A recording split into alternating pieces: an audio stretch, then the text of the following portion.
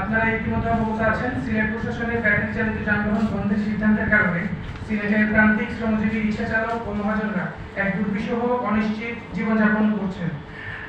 আমরা আজ এই শ্রমজীবী মানুষের পক্ষ থেকে তাদের কথা আপনাদের মাধ্যমে সিলেটের প্রশাসন, সিলেটবাসী সহ দেশবাসীর কাছে তুলে ধরতে চাই।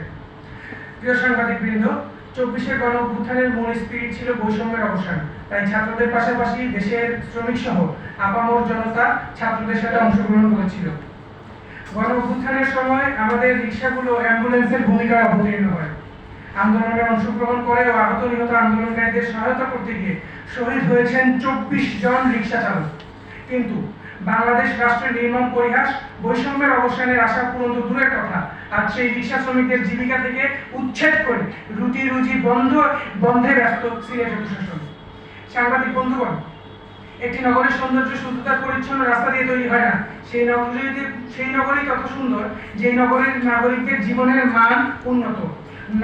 নগরীর নাগরিকদের ক্ষুধার্ত জীবিকাহীন রেখে সুন্দর নগরী গঠন একটি ফ্যান্টাসি প্রবণ অনেক কল্পনা মাত্র। এতে সাময়িক বাহবা পাওয়ার বাসনা পূর্ণ হলেও নগরীর বুকে গভীর ক্ষত তৈরি হয়, যে মহামারী মহাব্যাধি হয়ে উঠবে এবং নগরীতে সামাজিক অর্থনৈতিক নৈরাজ্যের জন্ম দিবে।